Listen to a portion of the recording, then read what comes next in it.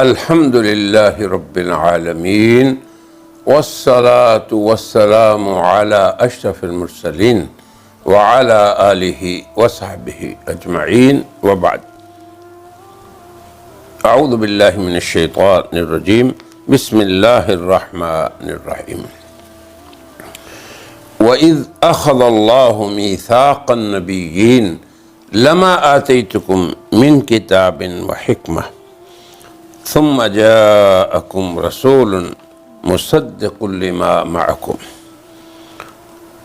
لتؤمنن به ولتنصرنه قال أقررتم وأخذتم على ذلكم إصري قالوا أقررنا قال فاشهدوا وأنا معكم من الشاهدين. وقال النبي صلى الله عليه وسلم أنا سيد ولد آدم ولا فخر.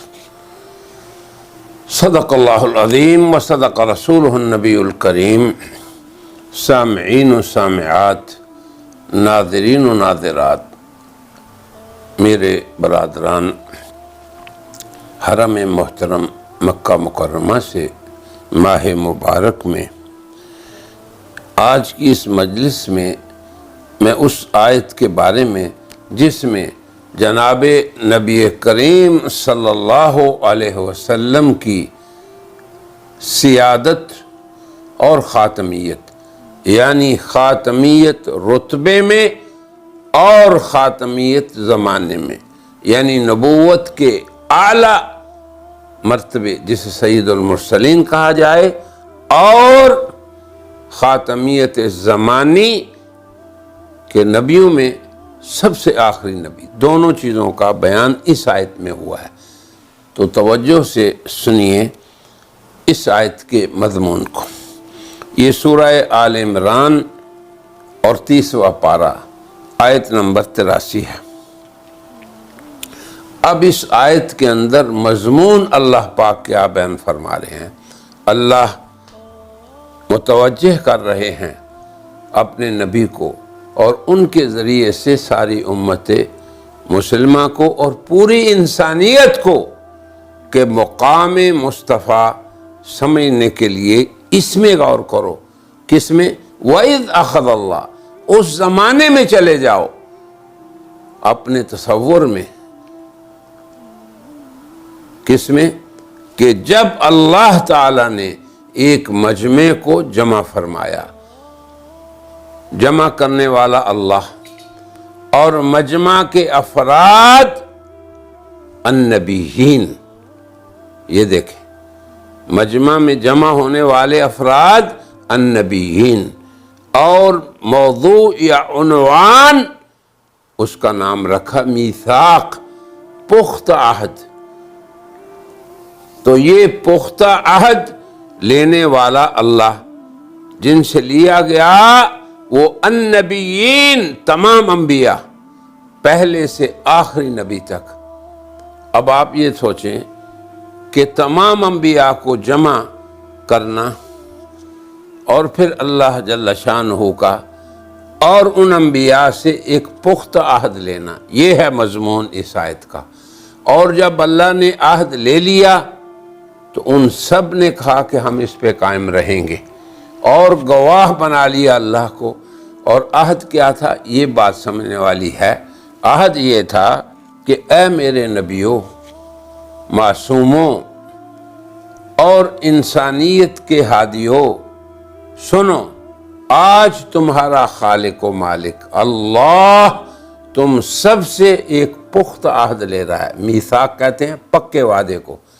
وہ کیا ہے؟ کہ میں نے تمہیں کتاب و حکمت دی. دیکھو تمہارا مقام، اب اونچے مقام والے لوگوں سے ایک اونچا عہد و پیمان لیا جا رہا ہے، اور وہ رب الاعلیٰ، سبح اسم ربک الاعلیٰ، وہ عہد لے رہے ہیں.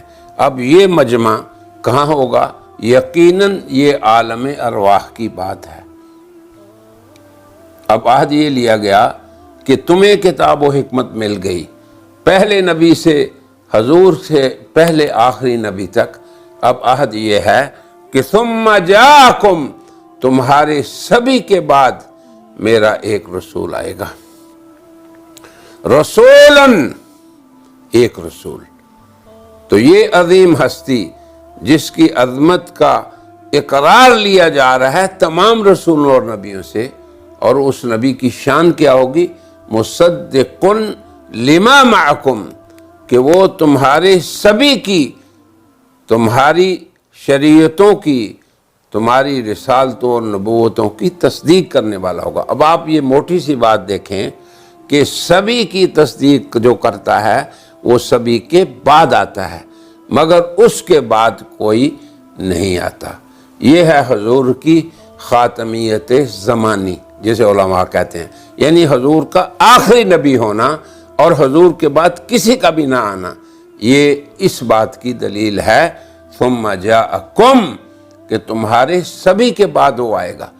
تو یہ حضور کی ایک شان ہے، ایک اعزاز خاص ہے کہ آپ خاتم النبیین ہیں۔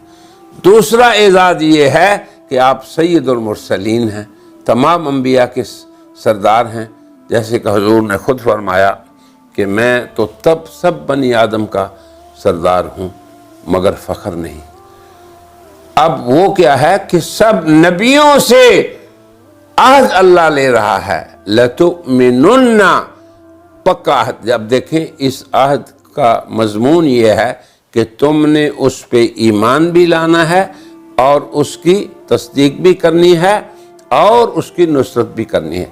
اب اس عہد پیمان کو اللہ تعالی کیسے مؤکد اور پختہ انداز اور بلیغ اور قوی انداز بیان سے بیان کر رہا ہے۔ لَتُؤْمِنُنَّ، لام مفتوح، لا نہیں، لَتُؤْمِنُنَّ، تو یہ لام زبر والا اور نون شدہ والا جب فعل مضارع پہ آئے تو معنی ہوتا ہے ضرور بضرور، کہ تم نے ضرور بضرور سبھی نے اس پہ ایمان لانا ہے۔ تو گویا حضور نبی الانبیاء ہوئے۔ اور آگے وَلَتَنْصُرُنَّهُ، ضرور بضرور اس کی مدد کرنی ہے۔ اب جب عیسیٰ علیہ السلام آئیں گے تو اللہ کے فضل و کرم سے اسی عہد و پیمان کے تحت وہ حضور کی رسالت خاتم الشرائع کو پوری دنیا میں غالب کرنے کے لیے کوشاں ہوں گے۔ تو امت کو مایوس بھی نہیں ہونا چاہیے۔ آج کل کے حالات میں مسلمانوں کو بہت تنگ کیا جا رہا ہے، بڑا ان پہ ضغط ہے، بوجھ ہے، زور ہے، پورا کفر ان کے خلاف کوشاں ہے۔ گھبرانا نہیں چاہیے۔ آئیں گے عیسیٰ علیہ السلام، نازل ہوں گے امام عادل بن کے، اور تمام ادیان پر دین اسلام کا غلبہ ہوگا۔ اب یہ آیت دو چیزوں کو بیان کر رہی ہے۔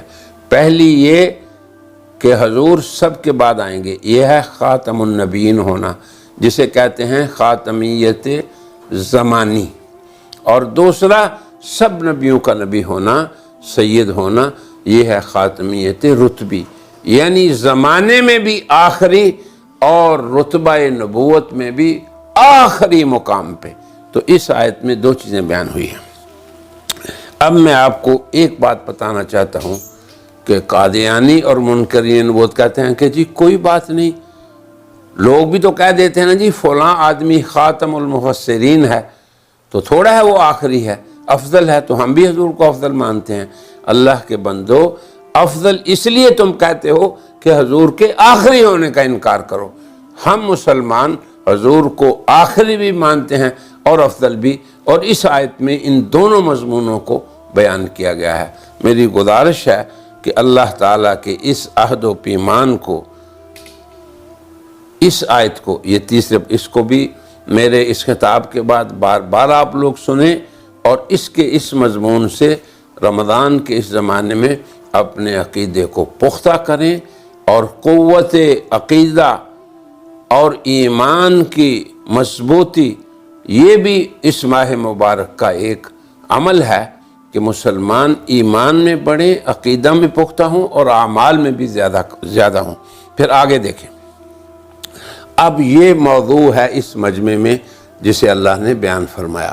آگے پھر دیکھیں اور پختگی، لَتُؤْمِنُنَّ لَتَنْصُرُنَّ، یعنی تاکید سے وصیت کی اور تاکیدی حکم دیا انبیاء کو۔ آگے فرمایا کہ اللہ نے پھر پوچھا کہ بتاؤ تم نے اقرار کر لیا اس عہد و پیمان کا؟ تو سبھی نے کہا اقررنا، اے مولا ہمارا اقرار ہے۔ تو اللہ کے انبیاء اللہ سے وعدہ کریں، جیسے اللہ ان سے وعدے کی خلاف نہیں کرتا، تو فلا تحسبن اللہ مخلف وعدہ رسلہ، تو اللہ کے انبیاء بھی اس سے وعدہ خلافی نہیں کرتے، معصوم ہیں۔ تو سید المعصومین کے بارے میں اللہ نے جو عہد لیا ان سب معصوموں سے، تو ان سے پوچھا اقررتم، اس عہد و پیمان پہ قائم رہو گے؟ تو سب نے کہا کہ ہاں ہم اس پہ قائم رہیں گے۔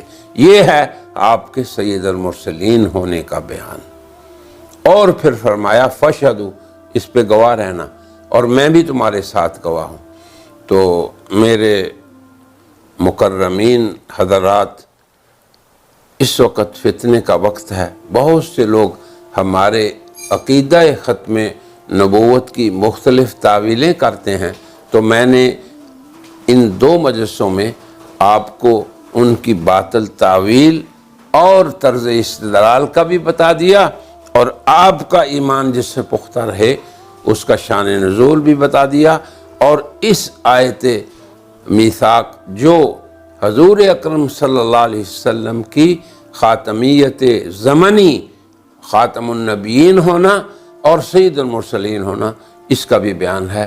میری دعا ہے کہ اللہ تعالیٰ اس ماہ مبارک میں ہماری تمام عبادات کو قبول و منظور فرمائے، اور اللہ ہماری ظاہری اور باطنی حفاظت فرمائے، اور امت مسلمہ کو اللہ شرف و اعزاز بخشے، اور ہمارا یہ رمضان جب ہم سے گزرے تو ہم سعادت مند لوگ ہوں، اور وہ لوگ ہوں جن کا رمضان انہیں تقوی بھی دے دے اور ایمانی قوت بھی دے دے، اور اللہ کے ہاں ان کی مغفرت بھی ہو چکی ہو۔